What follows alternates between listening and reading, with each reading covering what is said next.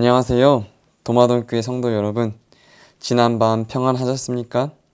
가뭄으로 여러 곳에서 고통을 받는다고 하는데 비 소식이 있어서 한결 마음이 가벼워지는 아침입니다. 우리가 어려움 가운데 있을 때 우리와 함께 하시는 하나님이심을 생각하게 합니다. 어린 아이들이 처음 걸음걸이를 배울 때 뒤뚱거리면서도 혼자 걷기를 고집합니다. 그러다가 부모가 내미는 손가락 하나만 붙잡아도 그 아이는 뒤뚱거리면서 넘어지던 그 걸음걸이가 한결 안정적인 것을 보게 됩니다. 그래서 오늘 아침에는 평소에 예수와 걷는 법을 배우라 는 제목으로 말씀 묵상으로 은혜를 받고자 합니다. 오늘 주제 성경절로 고린도후서 4장 17절의 말씀을 함께 보시겠습니다. 우리가 잠시 받는 환난에 경한 것이 지극히 크고 영원한 영광에 중한 것을 우리에게 이루게 함이니 고린도후서 4장 17절 말씀입니다. 우리의 삶은 수많은 고난과 함께 살아간다고 해도 과언이 아닙니다. 고난은 모든 영혼에게 찾아온다라고 영감의 글 또한 기록을 하고 있습니다. 그러므로 우리에게 다가오는 고난을 허투루 흘러보내서는 안 됩니다. 성경은 고난의 목적이 하나님의 영광에 있다고 합니다. 고난은 하나님의 그 영광을 세상에 드러내고 두루 전합니다. 하나님의 영광은 완전함으로 우리가 보탤 수 없습니다. 하지만 시편의 기자들이 고백하듯이 그분의 영광이 높임을 받을 수는 있습니다. 시련 속에서 하나님으로 높이 드린다면은 역경은 비길 데가 없는 그분의 위대하심을 세상에 온전히 전하는 통로가 되는 것이지요. 바울은 고난이 우리의 영광도 될 수 있다라고 말하고 있습니다. 오늘 읽었던 본문 말씀이 바울 선생님께서 하신 말씀입니다. 그렇다면은 이 고난이 어떻게 우리에게 유익이 되는 것일까요? 이 질문에 답하기 전에 현대 사회에 만연해 있는 자기 개발에 대한 말에 대해서 그 성경은 오늘날 우리에게 어떻게 말씀을 하시는지 함께 살펴보고자 합니다. 의에 줄이고 목마른 자는 복이 있나니 그들이 배에 부를 것이요. 마태복음 5장 6절 말씀입니다. 또 자기 목숨을 얻는 자는 잃을 것이요 나를 위하여 자기 목숨을 잃는 자는 얻으리라. 마태복음 10장 39절 말씀입니다. 첫 번째 말씀에서 예수님은 행복 그 자체가 아니라 의로움을 찾는 이는 행복하다라고 말씀하십니다. 행복은 행복을 넘어서는 무언가, 하나님, 이웃과의 그 바른 관계를 추구할 때 따라오는 부산물인 것입니다. 하나님을 삶 속에서 결코 타협할 수 없는 최우선 순위로 삼는다면 덤으로 행복을 얻을 수 있게 되는 것이지요. 하지만 개인의 행복을 최우선으로 추구한다면 어느 쪽도 얻을 수가 없습니다. 두 번째 말씀 구절도 같은 원리를 담고 있습니다. 주님을 위해 기꺼이 생명을 내놓는다면 다시 말해서 나의 안정과 만족을 내려놓고 기꺼이 예수님께 순종을 한다면 결국 참된 자신을 찾을 것입니다.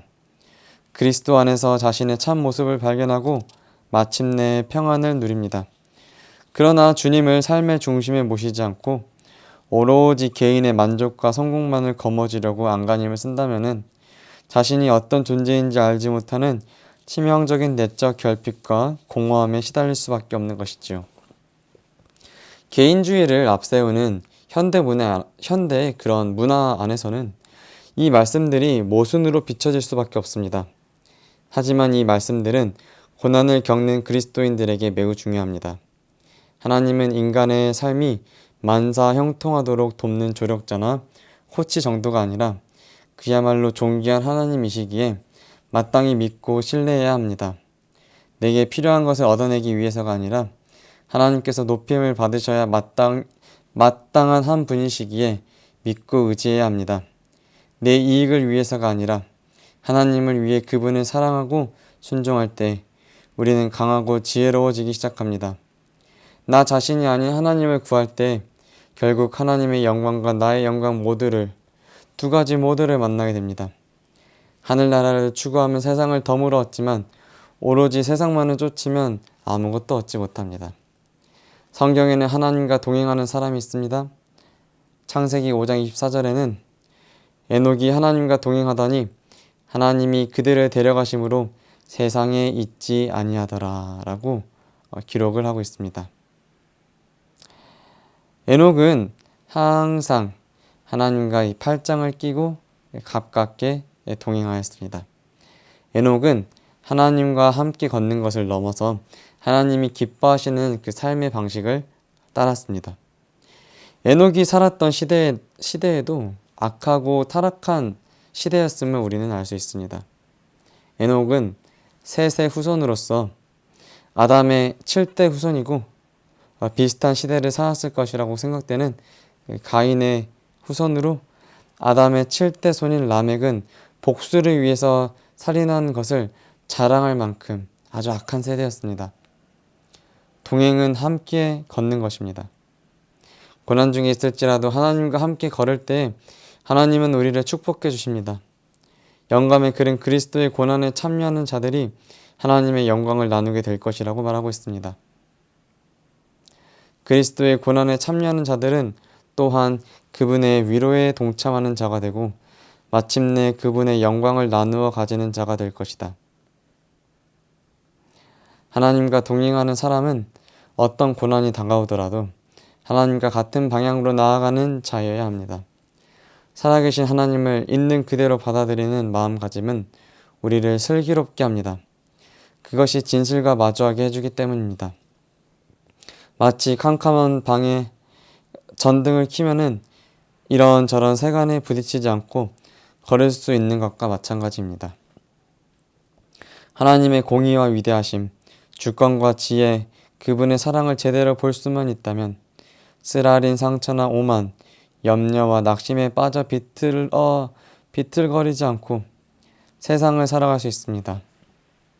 내 유익이 아니라 하나님의 영광을 쫓으면 역설적이게도 그제야 나의 영광이, 다시 말해 나의 성품과 겸손, 소망과 사랑, 기쁨과 평안이 높아지고 깊어진다는 것입니다. 사랑하는 믿음의 가족 여러분, 고난은 하나님을 이전보다 더 알아가는 길, 주님을 더 섬기고 닮아가는 길로 받아들입니다. 우리는 시련 가운데서 하나님의 영광을 으뜸으로 삼을 때만이 자신의 영광도 잃을 수 있습니다. 시련이 오히려 그 발판이 된다는 것이지요. 우리 주님은 시련을 낭비하기보다도 그 시련을 딛고 성장하여 은혜와 영광에 이르기를 바라고 기대하신다고 오늘날 우리에게 말씀하십니다. 우리 도마동 성도 여러분도 모두 그리스도의 은혜와 영광에 모두 다 이르는 하루가 되시기를 간절히 바라면서 말씀을 줄이도록 하겠습니다.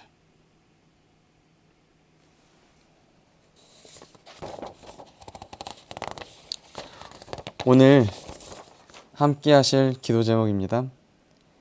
시련을 딛고 성장하여 그리스도의 은혜와 영광에 이르도록 기도해 주시기 바랍니다. 어려운 일이 있더라도 오직 하나님만 의지할 수 있도록 기도해 주시기 바랍니다. 환우분들의 건강 회복을 위하여 기도해 주시기 바랍니다. 그리스도의 사랑을 나눌 수 있는 한 해가 될 수 있도록, 그래서 우리 교회가 부흥과 성장하는 해가 될 수 있도록 기도해 주시겠습니다. 제가 먼저 기도하고 개인 기도하시겠습니다. 하늘에 계신 아버지 하나님, 어젯밤 저희를 주님의 날개 아래 지켜주시고 새로운 하루를 허락하시니 감사합니다.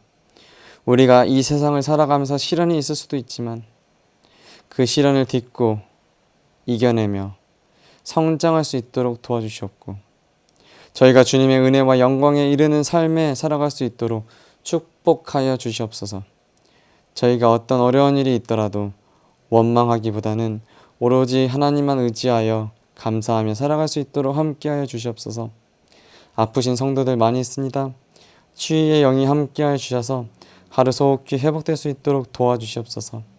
올 한 해 우리 성도들 간에 그리스도의 사랑을 나눌 수 있도록 도와주시옵기만을 거룩하신 예수님 이름으로 간절히 기도드립니다. 아멘. 제 개인 기도 하시겠습니다.